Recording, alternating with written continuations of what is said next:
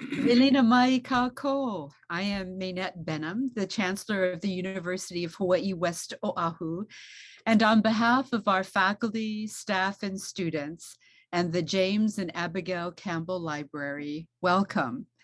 As many of you know, our library is hosting the United States Holocaust Memorial Museum and the American Library Association's Americans and the Holocaust, a traveling exhibition for libraries. Accompanying this exhibit, our library staff and faculty, in partnership with our sister campus, UH Manoa, is hosting an online series of presentations and discussions to explore important themes related to the exhibition. For example, anti-Semitism, extremism, mass media, and the power of our personal stories. Today, we present the fourth interactive online session in this series, Witness to Horror, a Holocaust conversation with Seymour Kazimirski. You know, recently, I was asked by a colleague, why select UH West Oahu to host this traveling exhibit?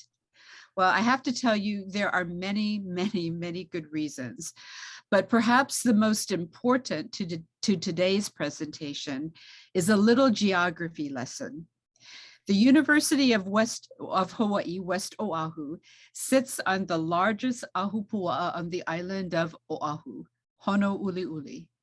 This ahupua'a stretches from Pearl Harbor to Barbers Point and Ko'olina, up to the higher elevations of Kunia, Schofield Barracks, and the ridgeline of the Waianae Mountains. At one time in our history, this land was occupied by the US military. When we look Mauka toward the mountains from our current campus, we can point to where the largest World War II internment camp in the Pacific opened on March 1st, 1943. A total of 2,000 Japanese Americans from Hawaii were imprisoned there, whom were never found guilty of sabotage or espionage. Today, it is now the Honouliuli National Historic Site, a National Park Service site. So yes, it is our kuleana to be a part of this conversation. In fact, University of Hawaii West Oahu faculty, to include Dr. Christy Mello and Dr. Alan Rosenfeld, continue our archaeological and historical study of this place with our students in the hopes that these forms of racism will cease to exist. Today, we will hear more about this horror through personal narratives, and we are honored that a friend, a community and business leader, and educator is here to guide us. Mahalo, Seymour, for sharing your story and your passion with us today. And mahalo again to everyone in Zoom land for your attendance. Over to you, Alfie and Karina. Mahalo, Chancellor, for your words and support, and aloha everyone for joining us today. We're so pleased that you've decided to join us this afternoon. My name is Alfie. I'm the Information Resources and Collection Management Librarian at the James and Abigail Campbell Library. This event is a part of a series of programs presented in conjunction with the Americans and the Holocaust exhibition. As you may know, the James and Abigail Campbell is one of 50 libraries selected by the United States Holocaust Museum and the American Library Association to host the Americans and the Holocaust traveling exhibition. The exhibition on view right now behind me through March 9th examines the motives, the pressures, the fears that shaped Americans' response to Nazism, war, and genocide from 1933 to 1945. Research for the exhibition began in 2013, but the United States Holocaust Memorial Museum historians were guided by a mandate set for the museum in 1979, which outlined the need for America's reflection on its role during the Holocaust. Through the research, one thing became abundantly clear. This history is an American story, and it was a local story in communities across the United States. In keeping with this objective, Americans in the Holocaust explores four main questions. What did Americans know? Did Americans help Jewish refugees? Why did Americans go to war? And why did Americans respond to the Holocaust? We hope that the exhibition and our accompanying events provoke new questions and opportunities to reflect upon these questions, both in regards to the history and our roles and responsibilities today. Questions like, what is the relationship between knowledge and action?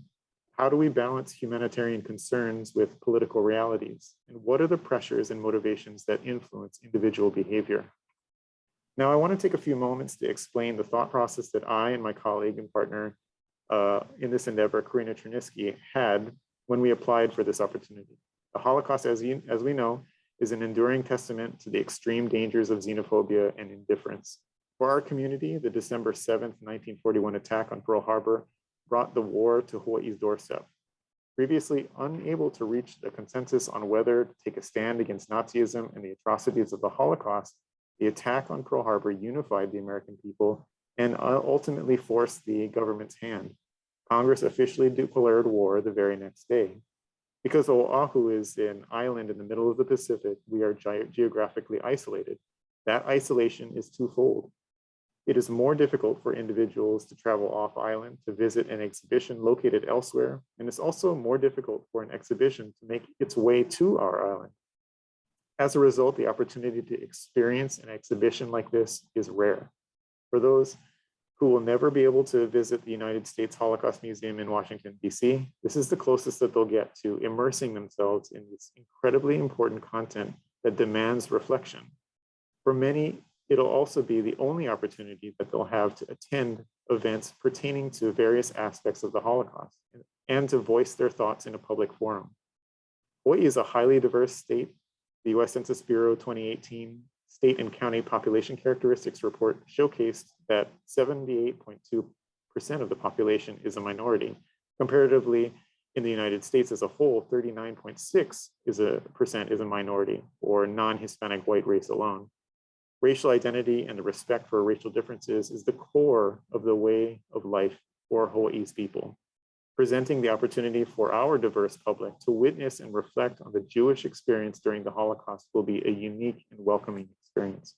On behalf of myself, Karina, and the rest of the library staff, we want to thank you for joining us in asking the tough questions about America's role in this history, and our role as citizens in the world today. After this program, we hope you continue to engage with history, visit the exhibition, and as always, read more books. We're all proud to bring you this exhibition to Hawaii. We look forward to the conversation it will spark. So this afternoon's event is divided into two parts. A portion of the time will be dedicated to Q&As after each of those parts, and you're welcome to send those questions directly to Karina or me at any point. The first part of the presentation will center on Seymour's mother and the impact of Holocaust locally. The second part of the presentation will guide you through various aspects of the exhibition that is at our library through March 9th. Now I'd like to introduce you to Seymour. He is a first-generation survivor whose parents witnessed the systematic, bureaucratic, and state-sponsored persecution and murder of 6 million Jews firsthand.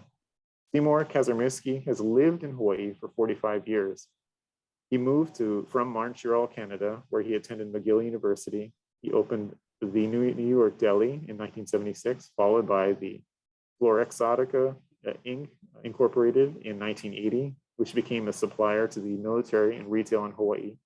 Seymour's companies are amongst the largest suppliers to AAFES from Hawaii, and his products are found in AAFES stores all around the world. Seymour is the president of the global consulting company, GCC, specializing in acquisitions and mergers around the globe. His companies has dealings in Asia, Europe, Canada, and the United States.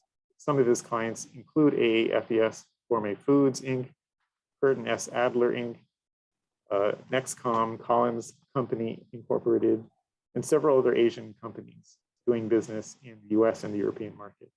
Global consulting company also specializes in real estate development opportunities. In Hawaii, GCC has facilitated developments including Discovery Bay, Watermark, Trump Tower, and Ko'olina. Seymour was also the founder and chairman of the board of the Advanced ID Corp, which invented and marketed the microchips in all of our dogs and cats around the world. The company specializes in RFID businesses with major operations and offices in China, Thailand, and South America. Seymour's commitment to local causes are many. He is the past chairman of the YMCA. He is the past board member of the Temple Emmanuel.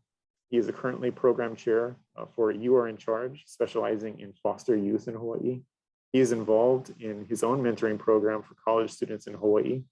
He's the past chairman of the Hawaii Holocaust Center.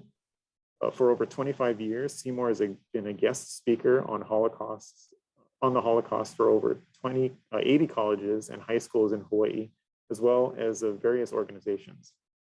He's also the founder of Make 'em Smile, which is a program devoted to music as a healing tool for children and adults in hospitals. Seymour's program has over 53 musicians in Hawaii who donate their time to at 9 hospitals every day, including Kapilani Hospital, Kaiser Hospital, and Shriners Hospital. He also hosts a TV internet show called Seymour's World, which is available on Think Tech Hawaii, OC16, and Olelo, as well as YouTube. Seymour's World began over 10 years ago with broadcasts every week, sharing thoughts and opinions. Ladies and gentlemen, it's my honor and privilege to introduce you to Seymour Kazimirski, our featured speaker for this event. Thank you very much, Alfie. And I have to say, before I start, what you and Karina have done to bring this exhibition to UH here is something I've tried to do since 1980. Since 1980, I've tried to build a Holocaust Center here in the state of Hawaii because I felt that education is truly the only way for people to understand what the Holocaust was about. So kudos to you and Karina. Thank you very much to Chancellor Benham for introducing me. And I just hope that our audiences around the world will get to see the exhibit that you have put together, whether it's here in Hawaii or wherever it's going next. So, I have to also thank you for inviting me to participate in what I believe is one of the most important lessons in history. I want to share with all of you the story of my mother, Ann Kazimirski. She was a survivor of the Holocaust and decided that she would spend her life educating children and adults about the lessons of the Holocaust. I have to say, on behalf of all of the victims and their survivors of the Holocaust, and most importantly, on behalf of my mother, I thank you for acknowledging the importance of the Holocaust and its impact on the world. The topic, America and the Holocaust, and this exhibit will enable universities around the USA and around the world to understand how the Holocaust unfolded and explain America's engagement and disengagement during that time. Why is it important now? Because disinformation has become the norm in our world of instant social media, news biases, and 10-second spin. Who do we trust to tell the truth? Is ignorance truly bliss? How do we respond to crises such as the rise of anti-Semitism today? Who do you believe? Is your mind open to opposing views? I firmly believe we need leaders in all phases of government and public partnership who will engender truth and respect to restore our faith in humanity.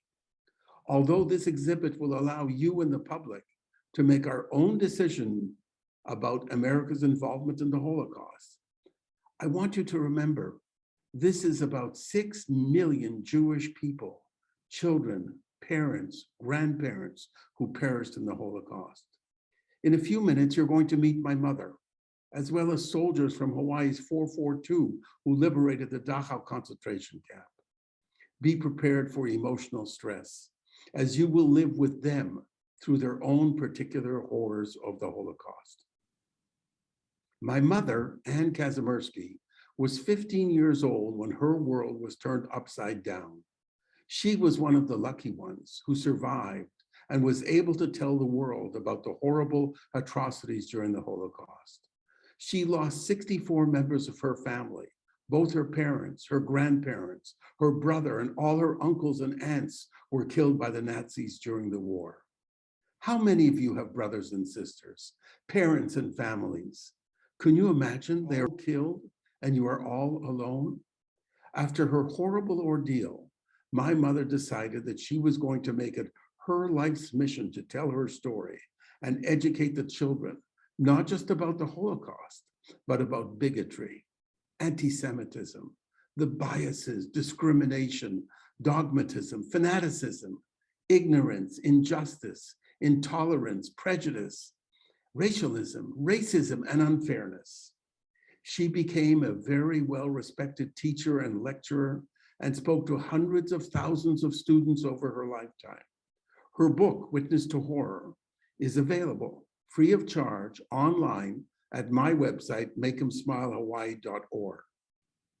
Before you meet my mother, I want to introduce you to a video called Hawaii and the Holocaust, which I developed as a teaching tool for Hawaii. The late General Hank Stackpole and I decided that we needed a video to assist the teachers and educators in Hawaii to explain the horrors of the Holocaust. I've lectured to hundreds of schools over the last 40 years, and this video is the basis for helping students understand the lessons of the Holocaust. I want you to meet two liberators of Dachau.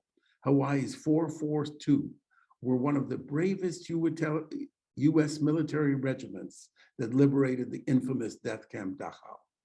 Our beloved late Senator Dan Inouye was one of those soldiers, and God bless him, he was always available when I asked him to join me on speaking engagements anywhere in Hawaii. He came with me to military commemorations of the Holocaust and was a great supporter of my Holocaust teaching.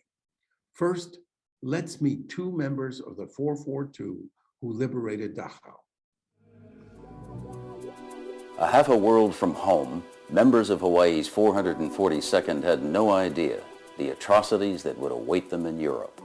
We had no idea there was such a thing. At least I did not know anything about something like the Holocaust going on. The 442nd arrived in Germany at the end of the war. The Nazis were in retreat. As liberated Jews wandered aimlessly, most of them starving, some near death. We came across hundreds and hundreds and hundreds of malnourished living skeletons roaming around the countryside. 60 years later, Edward Ichiyama and Don Shimazu can recall with vivid memory the sights, sounds, and smells they encountered as they neared the Dachau concentration camps. You know, I can still smell the stench right now, but as soon as we entered, the stench was overpowering. The stench of urine, feces, and the acrid smoke of burning flesh. You know, it lingers in the air. How could they still stand up and walk around, you know? You can take a human skeleton, okay, you know what that looks like, and put skin on them. That's about the way they were, you know. And they were just wandering aimlessly around the countryside, not knowing what to do. Bear in mind, these were young Japanese-American soldiers from Hawaii.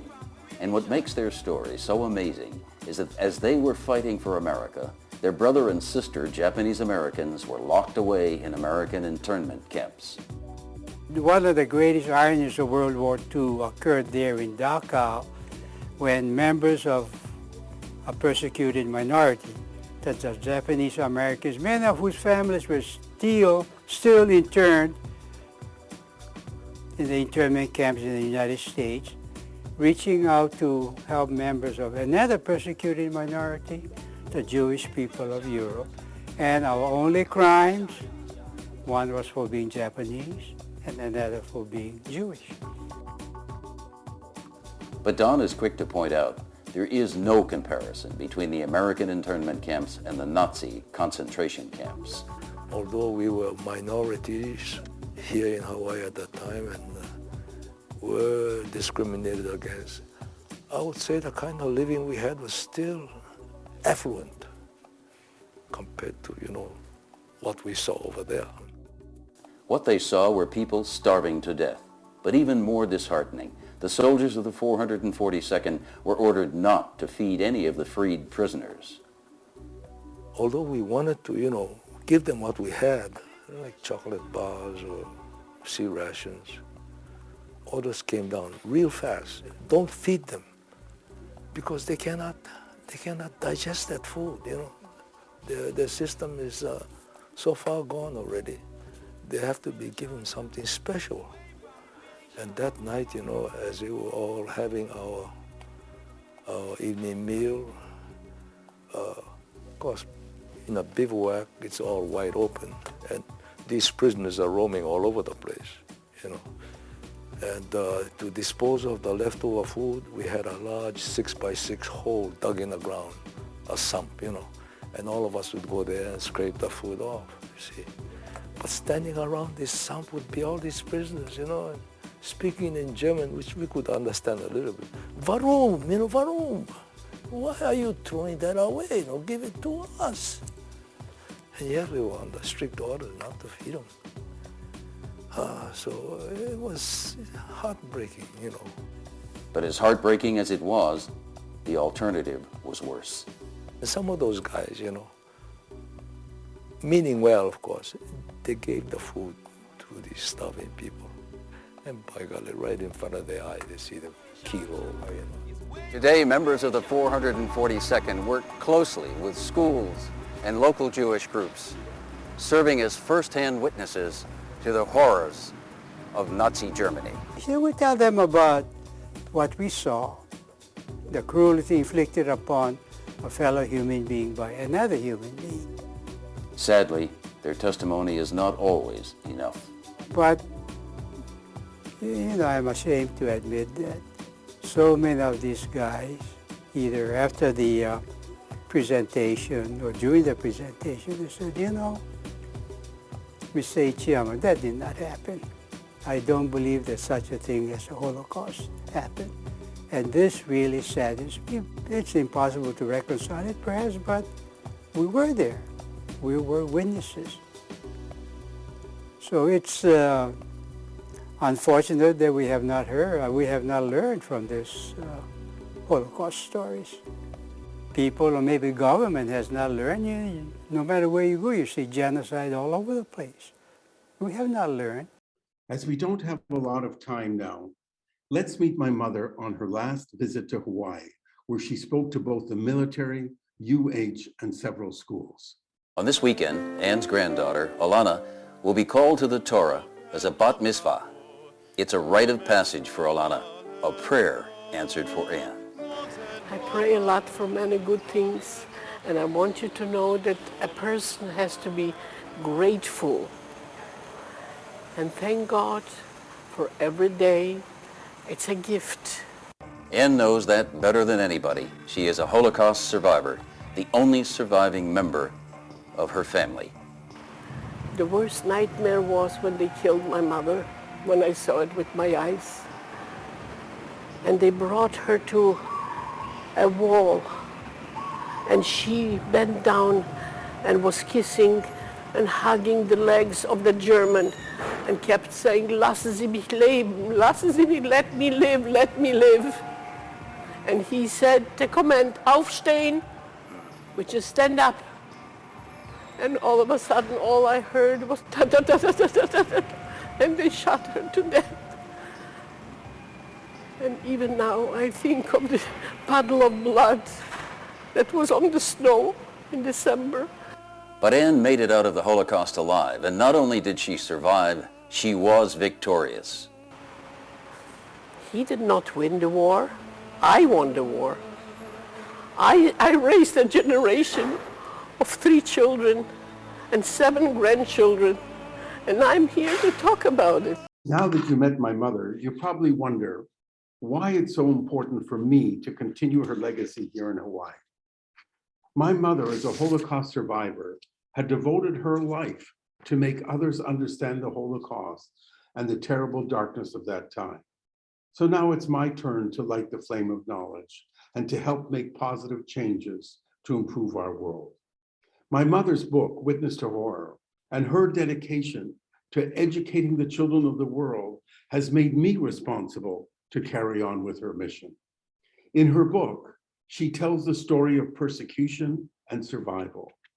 After you read her book and listen to her story, you will be able to see a face, hear a voice, and observe a life of someone who went through the Holocaust, my mother's strength and her spirit drives me to tell her story over and over again. What makes Jews different? We look just like you, but yet Adolf Hitler decided that we were less than human and gave us names such as vermin and rats that needed to be exterminated. Yet we survived. We have grown up and we have been taught by my mother and father that we must never take freedom for granted. We have been taught to stand tall as Jews, to fight for our rights, to show respect to all people of ethnic groups, of all colors and of all religions. Here we are over 80 years after the Holocaust, and yet people are killed in similar Holocausts and genocides all over the world. So I ask you, have we learned our lesson or have we not learned our lesson? More than 6 million Jews were killed from 1939 to 1945. Families, children, and friends were indiscriminately victims of that terrible time. What we are doing here today will make you realize how important the lessons of history can be.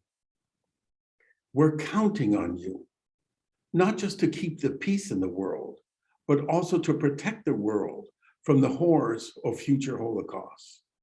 Make sure that you make the world a better place to live, a safer place, where Holocausts don't happen, where people are treated fairly and have a respect for each other. It's so important. Look at what's happening in the Ukraine today. It's something that we're going to have to live with. And who knows what's going to happen with that? How can we allow human injustice? How can we allow people like Hitler and other tyrants like Putin to kill people indiscriminately? We must remember that the Holocaust happened to real people, children, mothers and daughters, fathers, sons and brothers, sisters and grandparents. As generations pass, there's a creeping paralysis, a tendency to forget the Holocaust. There's also a terrible resurgence in neo-Nazism. We must stop both of these inevitable distortions of fact today. Look at the news and you will see a terrible similarity, a parallel that for those of us who remember can send shivers down our spines, tears in our eyes, and worst of all, horrible memories that times really have not changed. I thank you for this opportunity to share a few minutes with you. The real lesson here from Ann Kazimirski is all about hope and gratitude and never saying, I can't do it. My mother and father survived the worst of the worst, picked up the pieces of their lives, and now there are 31 Kazimirskis in the family with many more to come. The story does not begin or end with the Jewish people in the Holocaust. We, the American people, our politicians decided that we would intern Japanese American citizens in our camps, not extermination camps, but still a terrible reminder that we have a very guilty conscience, that we made a terrible and unconscionable decision. The US government's policy of internments involving the mass removal of Japanese American aliens and citizens from the West Coast is a commonly known aspect of World War II history. Here in Hawaii, we have Honouliuli, which is well worth a visit by all of us. Honouliuli National Monument is located on land that during World War II served as the largest and longest used confinement site in the Hawaiian Islands for US citizens and residents of Japanese and European ancestry arbitrarily suspected of disloyalty following the attacks on Pearl Harbor. All Hawaii residents were subject to close military oversight after Pearl Harbor was attacked, but only Hawaii's Japanese population, about 158,000, more than 1/3 of the territory's total population, did not face mass removal and imprisonment, similar to what transpired on the mainland. Instead, the Army's selective policy resulted in roughly 2,000 people of Japanese descent being taken into custody. Of that group, almost all were removed to camps on the mainland. This is a reminder that we must not rush to judgment and realize that decisions affecting others need reflection, not hasty resolutions. We also need to remember that there were many people who aided the Jewish people throughout the Holocaust. As they are remembered in Israel at Yad Vashem, we must also recall and reflect on the goodness of people. We have all heard of Schindler and many others who risked their own lives and those of their families to help the Jews. There's an amazing story about a wonderful Japanese man, Chiyuni Sugihara. He was a Japanese diplomat who served as vice consul for the Japanese Empire in Kaunas, Lithuania. During the Second World War, Sugihara helped thousands of Jews flee Europe by issuing transit visas to them so they could travel throughout Japanese territory, risking his job and the lives of his family. At the time, the Japanese government required that visas be issued only to those who had gone through appropriate immigration procedures and had enough funds. Most of the refugees did not fulfill these criteria. Sugihara dutifully contacted the Japanese Foreign Ministry 3 times for instructions. Each time the ministry responded that anybody granted a visa should have a visa to a 3rd destination to exit Japan, with no exceptions. Being aware that applicants were in danger if they stayed behind, Sugihara decided to ignore his orders, and from the 18th of July to the 28th of August 1940, issued 10-day visas to Jews for transit through Japan. Given his inferior post and the culture of the Japanese Foreign Service bureaucracy, this was an unusual act of disobedience. He spoke to Soviet officials who agreed to let the Jews travel through the country via the Trans-Siberian Railway at 5 times the standard ticket price. Sugihara continued to handwrite visas, reportedly spending 18 to 20 hours a day on them, producing a normal 1 month's worth of visas each day until the 4th of September, when he had to leave his post before the consulate was closed. By that time, he had granted thousands of visas to Jews, many of whom were heads of households, and thus permitted to take their families with them. It is claimed that before he left, he handed the official consulate stamp to a refugee so that more visas could be forged. According to witnesses, he was still writing visas while in transit from his hotel and after boarding the train at the Kaunas railway station, throwing visas into the crowd of desperate refugees out of the train's window, even as the train pulled out. In final desperation, blank sheets of paper with only the consulate seal and his signature that could be later written over into a visa were hurriedly prepared and flung out from the train. As he prepared to depart, he said, "Please forgive me. I cannot write anymore. I wish you the best." When he bowed deeply to the people before him, someone exclaimed, "Sugihara, we'll never forget you. I'll surely see you again." And today, because of Sugihara, there are over 30,000 Jewish people who claim they are alive because of his bravery. Thank you for this opportunity to share my story with you. I understand we have several questions, which I will be pleased to answer. Karina and Alfie, you are there. Yes, thank you, Seymour. So one of the questions I have, when you compare the current events in political, economic, social issues, Do you see similar circumstances that are concerning and similar to the crisis that led to the discrimination of people that we as citizens should guard? Well, the Holocaust being a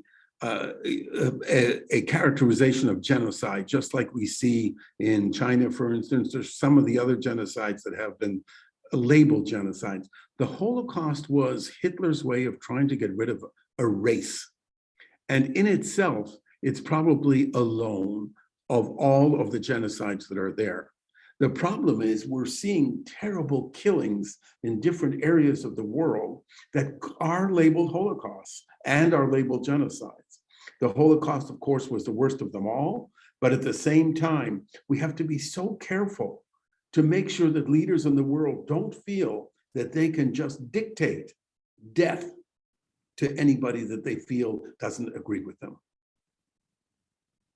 Thank you.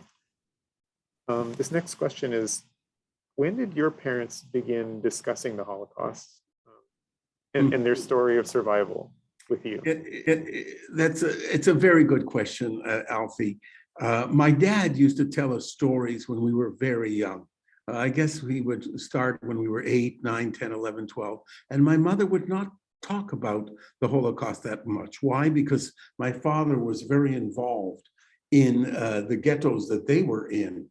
And his stories were truly thought-provoking for us as young people. But later on, they got involved in the criminalization of a German who they found in Israel, by the way, and they went to Germany to try to prove that he was part of the ghetto establishment of Germans. And unfortunately, he was not proven guilty. And my mother decided at that point in time that she was going to speak out.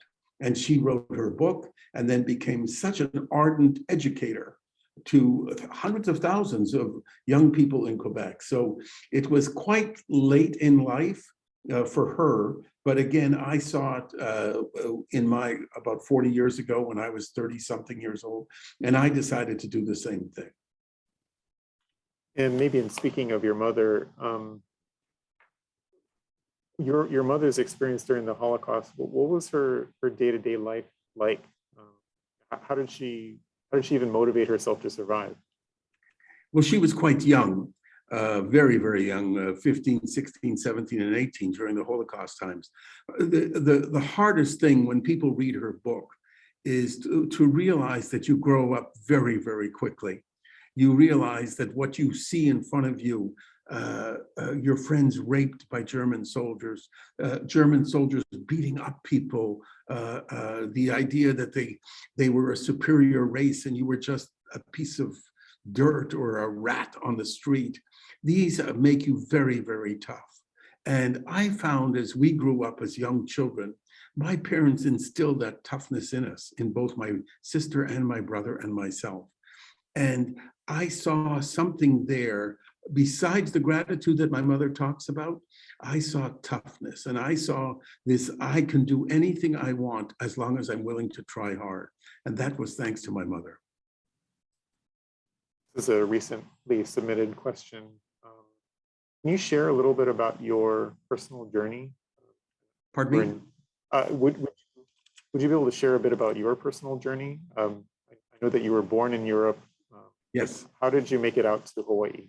Well, my parents, my parents were in a Red Cross camp in Germany. My parents, I was born in Garmisch-Partenkirchen. It's a small town in southern Germany. My parents were with the Russian partisans, and they followed the Russian partisans up to Germany, and I was born there.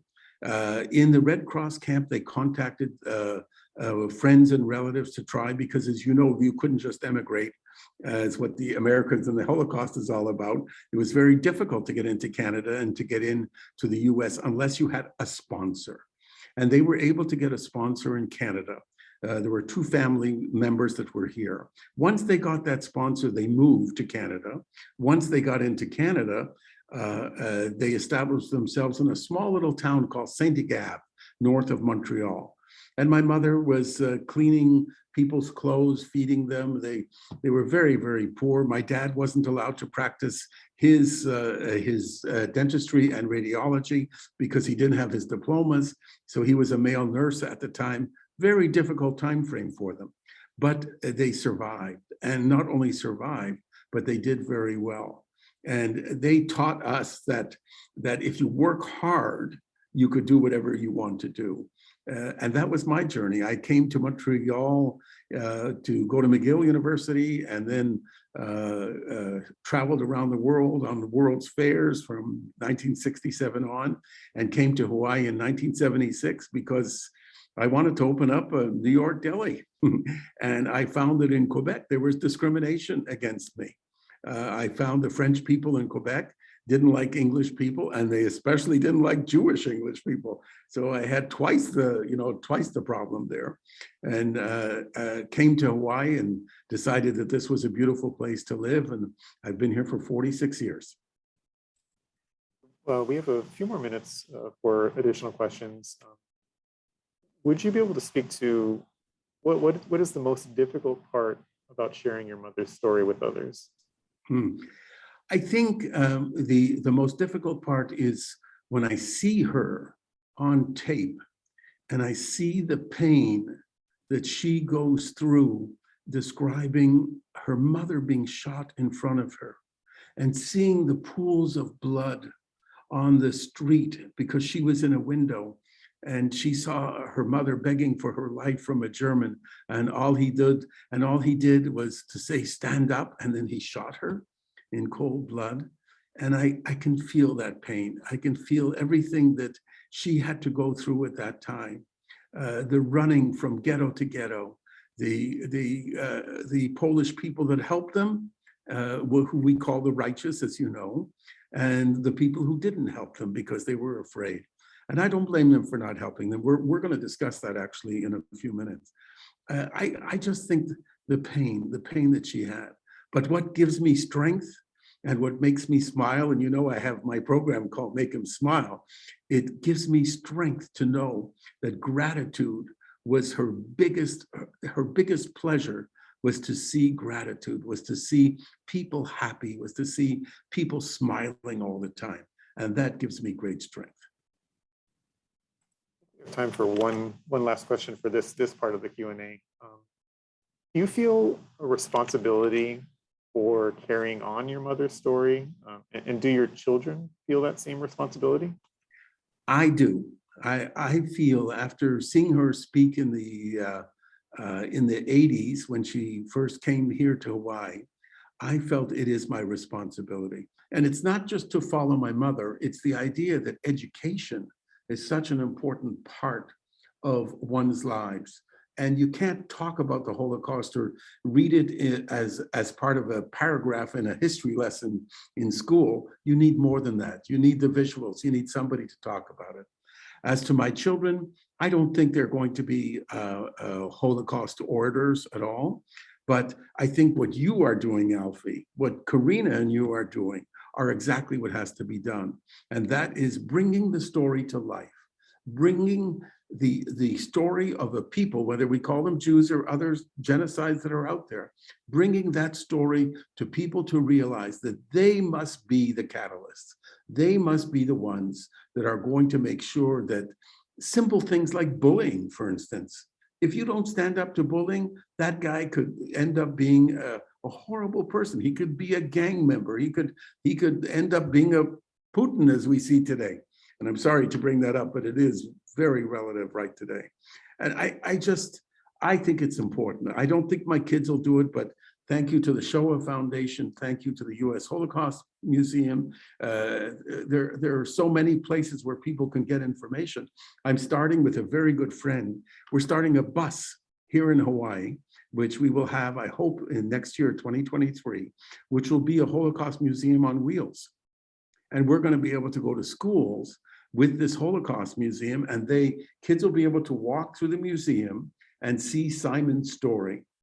And Simon's story is very similar to the U.S. Holocaust Museum story, in which they will have a passport of a young man, 12, 13 years old, and they'll follow him through what happened during the Holocaust.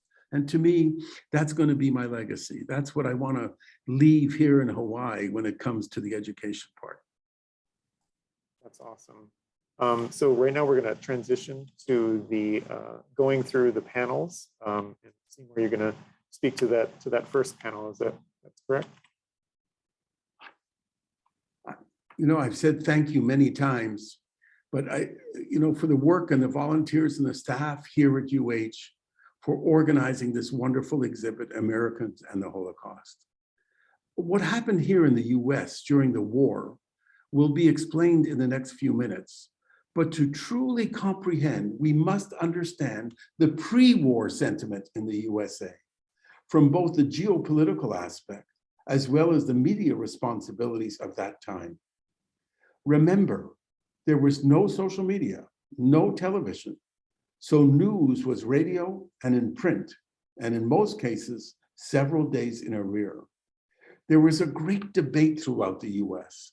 From our 21st century point of view, it's hard to imagine World War II without the United States as a major participant.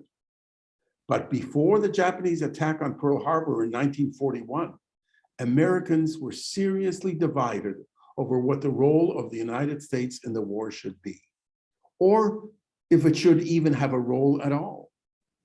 Even as the war consumed large portions of Europe and Asia in the late 1930s and early 40s, there was no clear consensus on how the United States should respond. On the night of November 9th, 1938, Nazi Germany launched a nationwide terror campaign against Jews. Nazi supporters destroyed Jewish-owned shops across Germany and Austria, which had already been annexed by Nazi Germany. And they burned hundreds of synagogues and arrested 30,000 Jewish men and boys and sent them to concentration camps. These were the first mass roundups of Jews before 1938. Most concentration camp prisoners had been political opponents of the Nazis. These attacks, which were soon called Kristallnacht, pronounced Kristallnacht, were front page news throughout the United States for almost 3 weeks. Neither the rise of Adolf Hitler to power nor the escalation of Japanese expansionism did much to change the nation's isolationist mood in the 1930s. Most Americans still believe the nation's interests were best served by staying out of foreign conflicts and focusing on problems at home, especially the devastating effects of the Great Depression. But by 1940, the deteriorating global situation was impossible to ignore. Nazi Germany had annexed Austria and Czechoslovakia and had conquered Poland, Belgium, the Netherlands, and France. Great Britain was the only major power left standing against Hitler's war machine. The urgency of the situation intensified the debate in the United States over whether America's interests were better served by staying out or getting involved. Isolationists believed that World War II was ultimately a dispute between foreign nations and that the United States had no good reason to get involved. The best policy, they claimed, was for the United States to build up its own defenses and avoid antagonizing either side. Interventionists, the opposite, believed the United States did have good reasons to get involved in World War II, particularly in Europe. The democracies of Western Europe, they argued, were a critical line of defense against Hitler's fast-growing strength. If no European power remained as a check against Nazi Germany, the United States could become isolated in a world where the seas and a significant amount of territory and resources were controlled by a single powerful dictator. Some interventionists believed US military action was inevitable, but many others believed the United States could still avoid sending troops to fight on foreign soil if only the Neutrality Acts could be relaxed to allow the federal government to send military equipment and supplies to Great Britain. Of course, we all know the story of Churchill and what happened there. The Japanese attack on Pearl Harbor on December 7th, 1941, ended the debate over American intervention in both the Pacific and European theaters of World War II. The day after the attack, Congress declared war on Imperial Japan with only a single dissenting vote. Germany and Italy, Japan's allies, responded by declaring war against the United States. Faced with these realities and incensed by the attack on Pearl Harbor, everyday Americans enthusiastically supported the war effort. Isolation was no longer an option. And I have to take a break from this section, Alfie, to talk about what's happening in the Ukraine today. Today is February 24th, 2022, and something terrible happened. A dictator named Putin from Russia has decided that he is going into the Ukraine, a sovereign nation, and he really wants, whether he takes over a part of it or all of it, we don't know. What are we going to do about it? We have in the United States the same thing. We have the isolationists saying we shouldn't do anything, it's none of our business, we just have to protect ourselves. And then we have the other side which says it is our duty to do something about it. Anyway, that's basically the story pre-war. Now you guys can talk about some of the stuff that happened otherwise. Thank you, Seymour. So the second section of the exhibit asks whether Americans helped Jewish refugees and how the country responded to the refugee crisis. In the 1930s, as Nazi persecution of the European Jews worsened, hundreds of thousands of people applied to immigrate. People who wanted to immigrate had to add their name to a long waiting list. While waiting, they had to collect many different kinds of paperwork, including birth certificates, military discharge papers, tax documents, had to pass a medical exam. It was an expensive and time-consuming process. Most had to have an American financial sponsor who had to submit evidence that they had enough money to support an immigrant during the Great Depression. If an immigrant got to the front of the line, had all their paperwork in order, and passed an interview, they were granted an immigration visa and were allowed to leave for the United States. Right after the Kristallnacht attacks, a Democratic senator and a Republican congresswoman introduced legislation to permit 20,000 German refugee children under the age of 14 to immigrate to the United States, in addition to the people admitted within the immigration quotas. Eleanor Roosevelt, the first lady, supported the bill, but many Americans, both Democrats and Republicans, disagreed and opposed allowing in children refugees. You can see here that Senator Reynolds, one of the loudest opposing the bill, was from President Roosevelt's own Democratic Party. You can see some of the statements and the letters to the editor supporting and opposing the bill. Because of the strong opposition, the bill never made it to Congress for a vote. So in this third section, the exhibit asks, why did Americans go to war? It looks over the debates Americans were having about whether they should get involved, about what the war was about. After Nazi Germany invaded Poland in September 1939, Great Britain and France declared war on Germany, officially starting World War II. At that time, President Franklin Roosevelt declared that the United States would remain neutral. In reflecting on Roosevelt's actions between 1939 and 1941, he went from declaring that the United States would stay neutral to getting the country prepared to enter the war in support of Great Britain. Most Americans did not want to get involved in a foreign war, and the country wasn't ready to fight. When World War II began, the United States had the 17th largest army in the world. From 1939 to 1941, there was a great public debate over whether the United States would go to war, should just support Great Britain and France, before France was defeated, or should stay out entirely. The America First organization, created by college students, quickly gained 800,000 members and argued that the United States should focus on defending the United States, not going to war in Europe. Charles Lindbergh, the famous pilot and one of the most famous men in America, was the main spokesman for American First. During one speech, he made anti-Semitic statements, blaming the American Jewish community for supposedly pushing the United States to enter the war, and was condemned nationwide for what he said.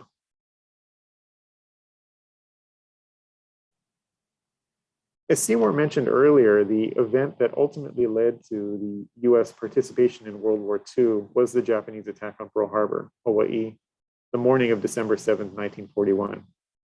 After the attack, the United States declared war on Japan. Germany was aligned with Japan, declared war on the United States. So our country officially joined World War II. Only 2 months after the war began, President Roosevelt signed an executive order, which led to the arrest and imprisonment of more than 110,000 Japanese and Japanese Americans in camps, claiming that it was necessary for America's national security. Public opinion overwhelmingly supported this. This hunting license was created and carried by people who supported the arrests. It demonstrates American racism during the period.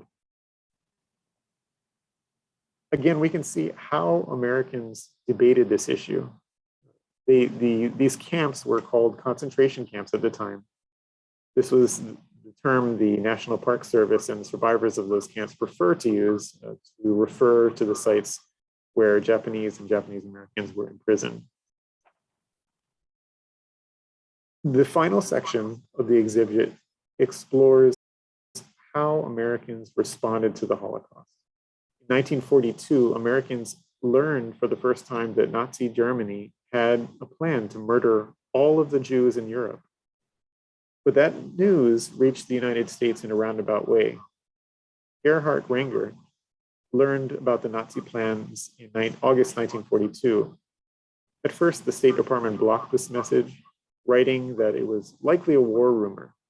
But the news eventually got to Rabbi Stephen Wise, who one of the most influential rabbis in America. He asked the State Department to investigate and confirm the information. By November 1942, they did. And the newspapers across the country printed stories informing Americans that Nazi Germany was murdering millions of European Jews. Of course, November 1942 is almost the year after Pearl Harbor. The United States was at war with Nazi Germany, but could not reach Nazi-controlled territory where the murders were taking place. By the time American soldiers landed in France during the D-Day invasion in June 1944, more than 5 million Jews had already been killed. We talked a bit about Americans seeing images of liberation, concentration camps for the first time in spring of 1945.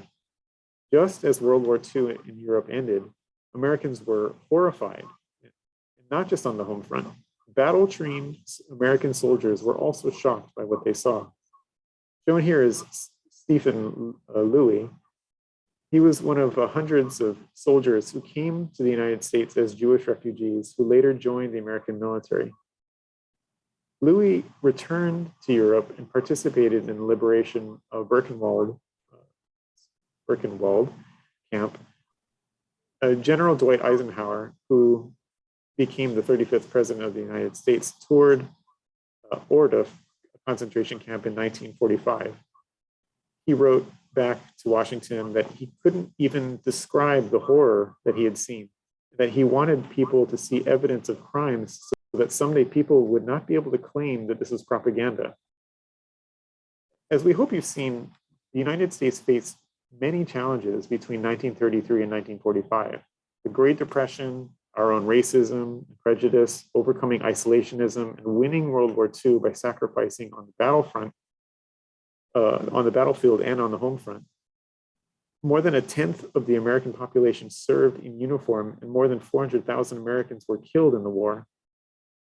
Even though Americans had information about the persecution and later the murder of European Jews, rescuing them never became a priority for the United States or for the vast majority of American people. But this exhibition also shows that individuals have the power to make a difference, to do things that help. We hope that visitors to the exhibition will think about their own lives and ask questions about what more we can do to confront hatred and promote human dignity today. With that, I'm going to turn it back over to Seymour to draw this to a conclusion. Thank you, Alfie. Before I do conclude, I just want to say thank you to all of you who have been with us for this whole hour. I recognize some of you as educators, family and friends. And from Canada, I see some people. I see some people from the US. I see a couple of people from Europe. And I just hope that you can take what you've got here and turn it into something that's going to help other people, because it's very, very important. And I know UH is going to have this on YouTube, and you can share it with as many people as you like.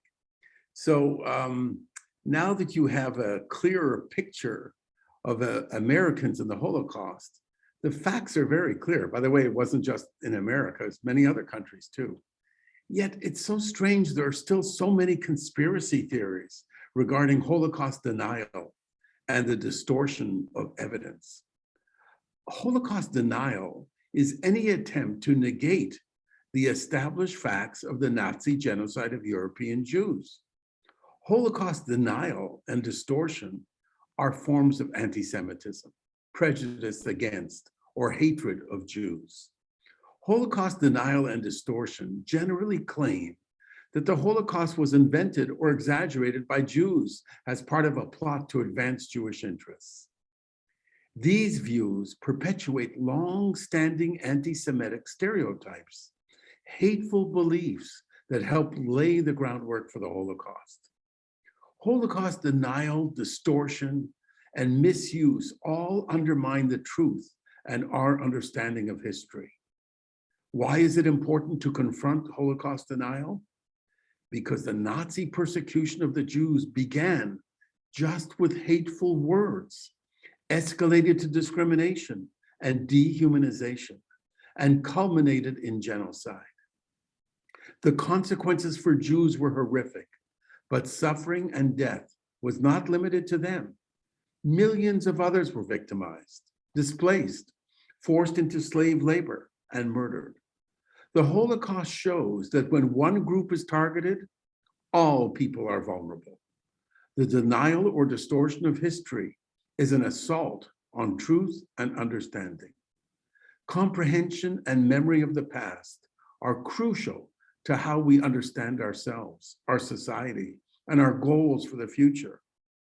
Intentionally denying or distorting the historical record threatens communal understanding of how we must safeguard democracy and individual rights.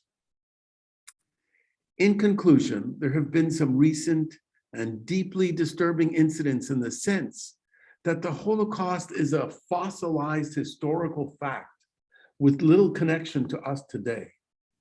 But these incidents together paint a troubling picture of world-changing history badly understood and the dangerous reality of anti-Semitism set aside. Appeals to learn the Holocaust lessons and to see the ongoing reality of anti-Semitism are often met defensively. History, it turns out, contains a lot of disturbing and inappropriate content, and so does the present. Anti-Semitic incidents are up, way up, and just last month, a gunman held 4 people hostage at a Texas synagogue. This insistence that terrible historical events are simply the outcome of individual bad actors or simply man's inhumanity to man is a very dangerous precedent. History is not divorced from the long arc of what came before. It is not unrelated to us today. Believing terrible events are simply random and isolated blips consigns us to collective ignorance and leaves us well positioned for a repeat of a Holocaust. You hear echoes of this same school of thought from the white people who insist that slavery has nothing to do with me because I didn't enslave anyone, and who in turn seek to obscure the many ways in which slavery shaped and continues to shape Americans' laws, its geography, and its unequal racial outcomes. Instead of grappling with our history and what it means for our lives today, a lot of people want to wash their hands of it. These moves matter not just because of the cliche that we always hear, those who cannot remember the past are doomed to repeat it. They matter because education, history, and information are the grounds upon which a society is built. When you erode them, the whole house can crumble. Whoever controls the narrative about the past has more power over the present. One politician in Texas emailed school superintendents a list of 850 books that might, and I quote, make students feel discomfort, guilt, or anguish, end quote. As though discomfort, guilt, and anguish are not normal human reactions to learning about genocide, Holocaust, enslavement, and other horrifying things that human beings have done to each other, often after organizing people into race or ethnicity-based hierarchies. Politicians in Texas and several other states have also tried to change the way history is taught, to literally rewrite history to suit their political aims, to position their state's past leaders and citizens as less culpable in wrongdoing than they were, and to curtail the abilities of educators to teach students how to think critically and connect the past to the present. The United States is at a very fragile moment. The stability of our democracy has been tested more than ever in the last few years. It is being tested right now. We're atomized, isolated, and divided. We don't just disagree on policy or even values, but on the very definition of truth and what counts as fact versus fiction. Huge swaths of our country have been taken in by dangerous conspiracy theories. These are not conditions under which a functional democracy can survive. They are conditions under which thousands of human beings are not surviving. Pulling through requires what increasingly feels impossible. We must live in a shared reality. Writing off the horrors of history as someone else's problem and dismissing them as unrelated to today is factually incorrect. It also diminishes our ability to understand how complex systems of power, the manipulation of information, and the falsification of history have led again and again to horrific outcomes. And it condemns us to repeat the same dangerous cycle again. Thank you for your patience and your understanding, and most important, your willingness to learn more about the Holocaust. We have so much more to tell you, but in 1 hour, what can you say? Can we talk about 6 million Jews? Can we talk about what has happened, the lessons of the Holocaust? I can only tell you that we here as educators want you to understand that we will do whatever it takes to make sure that the world is a better place. The exhibit here at UH West Oahu campus will be open until March 9th. If you're in our area, please try to visit. Bring your friends and family. I promise you won't regret it. Now, I know there are some questions and we still have a few more minutes, so we'll open the lines to you for questions and comments. Please be patient. As we all know, Zoom is a different medium for Q&A. Alfie, up to you.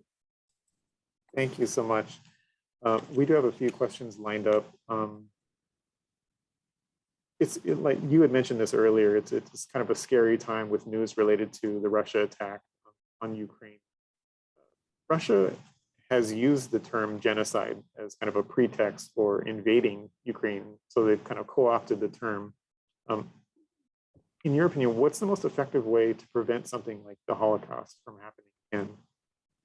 I think education, again, is the most important part of understanding why we must not allow dictators in the world to do what they think they can do because everybody's afraid of them.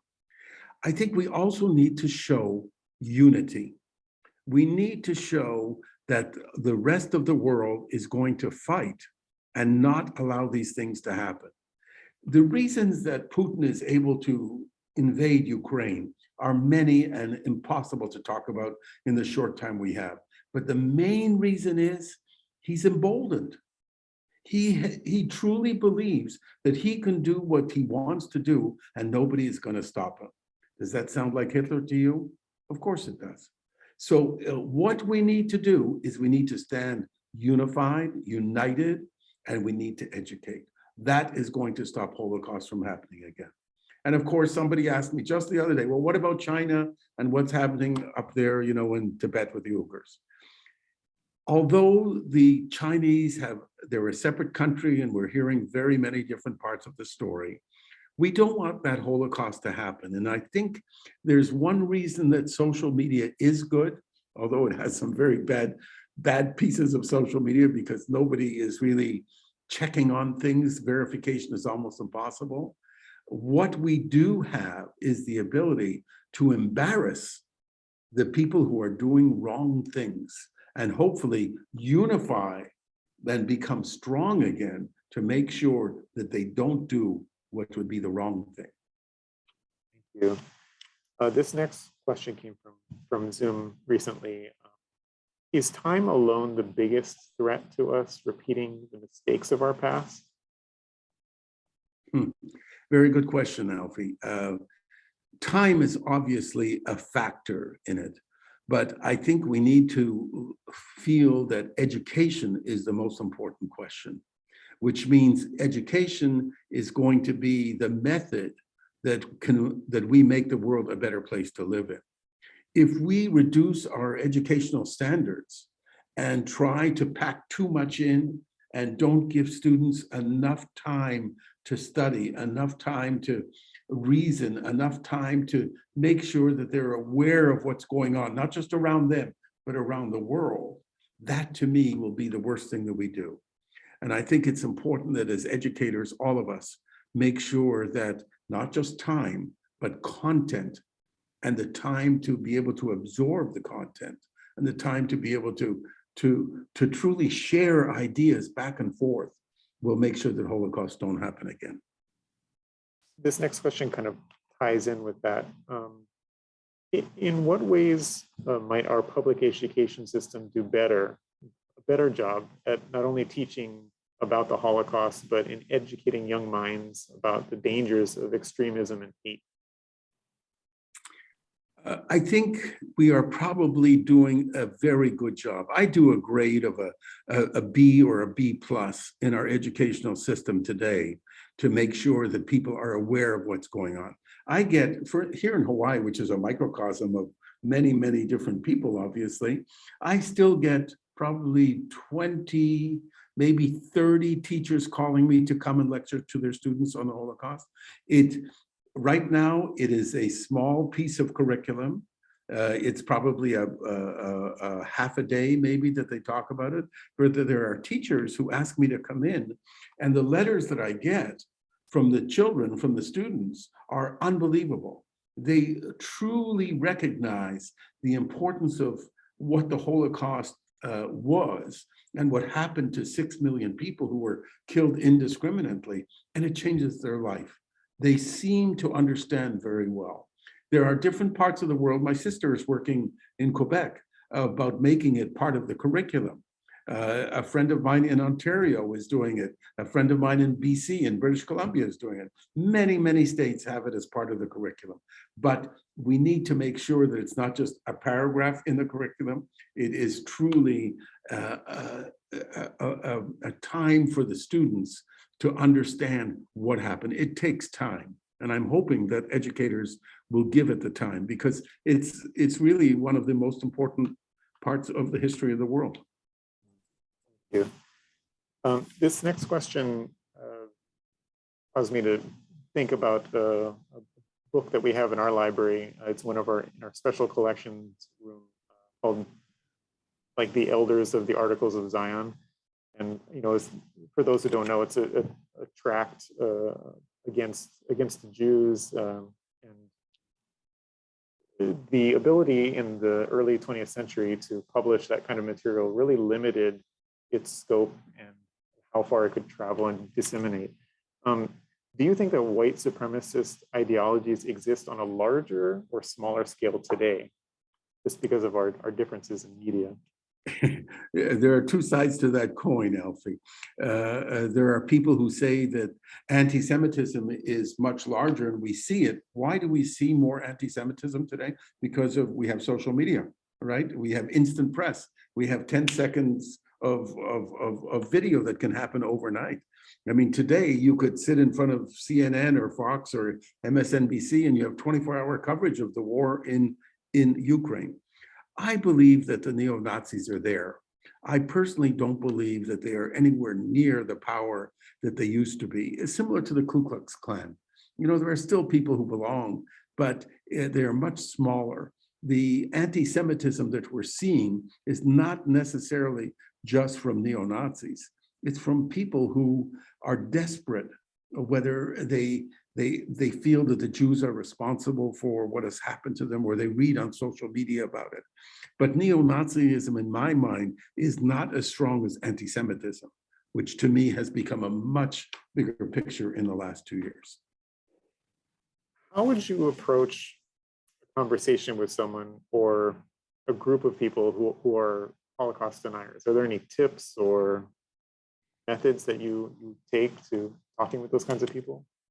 Usually, now you have to remember that some of these are so ardently deniers, no matter what I would say or the pictures I would show them, or go watch some of what I put in the Hawaii and the Holocaust, where the 442 is saying it. It's not me who's saying it, it's Japanese Americans who liberated Dachau. I mean, Senator Dan Inouye said it. No matter what, you can't convince them. But let me tell you a story.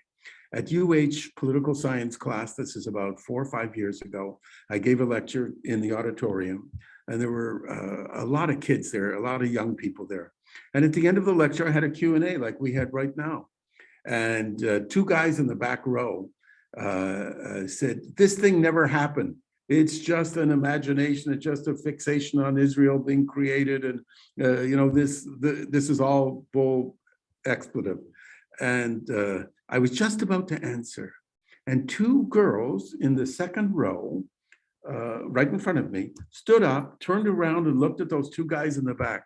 And they said, "Shut up, be quiet. You don't know what you're talking about." They stood up. That's the key. The key is that you have to answer. You can't let things like that just slide by and expect it to just go away. You have to stand up for it. And I say that to the younger people in the senior high school. I don't go to sophomores anymore, but the seniors in high school where bullying is very, very concentrated here in Hawaii in certain areas. And I talk about that. If you don't stand up, you're part of the problem. You have to stand up. You have to be part of the solution. And the solution is understanding the difference between right and wrong. That's the big difference. We currently live in a polarized media landscape. What responsibility do you think the media has in informing the public, and how does that kind of work with the First Amendment and the spread of fake news? I think you're hitting on a topic that I talk about a lot, and the polarization is one of the major problems we have in the United States today. I don't see it as much in a lot of European countries, but here in the United States, it really has split the country apart. It's one of the worst things. One of the worst things we have to deal with on a daily basis. Who do you believe? You watch CNN, and all they talk about is Trump. Today, even a year and a half after he's gone from office, all they want to do is beat Trump and everything that he's doing. Watch Fox, and all they talk about is Hillary Clinton and her emails and Biden and all that stuff. The polarization is awful. We don't have a system where the press becomes totally responsible for just doing a press release, not opinionating on a fact that they believe has to side with one side of the government or the other. It's something that if we don't cure soon, and I mean cure, because a cure means we have to make laws. If we don't do something about that soon, Alfie, we're going to be forced into a camp. One camp is this way and the other camp is that way. And I believe that both Republicans and Democrats really want to do the best for the country. The problem is the polarization has made them so narrow-minded, it's impossible for us to get them to understand there is some gray. There's black, there's white, but there's a lot of gray. And if we don't fix that, we're in for a very rough time. Great answer. This isn't a question, it's just a comment that someone had dropped. There was a film called Night and Fog, it was from 1956 by a director, Elaine Resnais, that was about the Holocaust with a lot of actual film footage from the camps. The person was saying, I don't know how anyone can say it didn't happen when they see things like these. I saw this film in intermediate school and it made a lasting impression. So kind of speaking with the getting them young, teaching them, educating them young. Well, it's an interesting comment because when I go to a school, I send the teacher a list of items that they have to do before I come. I don't want to walk into a class and introduce the Holocaust to them. I want them to understand what the Holocaust is all about. One is they have to watch a film, and I give them Run, Boy, Run. I give them Schindler's. I give them The Pianist. They can watch any of a dozen films of the Holocaust. Then they have to read one section of my mother's book, and I give them a section to read. Then I bring with me the posters which you showed here. I bring with me a series of posters, and I have individual kids in the class read the caption on the poster and then tell the class what they think of that picture. And the pictures, as you know, are extremely graphic. They're terrible. They're not made up, but they must understand the gravity of what people can do to each other. And a lot of the questions stem, how can people do that? You know, what happened during the Holocaust to the German people, smart people, to the Polish people that decided that they could do what they wanted to do? Why did the Jews have to wear that yellow star, the Juden star? Why couldn't they walk on sidewalks and they had to walk, in the gutters? Those are the questions that make the kids really understand how horrible that time was. And that's why it's so important to educate, to make sure that they see it. And I guess it's up to people like me and you and Karina, who believe that it's a very important part of our growing up, that we must understand that time frame, because otherwise it could happen again and we're just going to be bystanders. Mahalo, Seymour, so much for your wisdom and all the time that you've spent with us.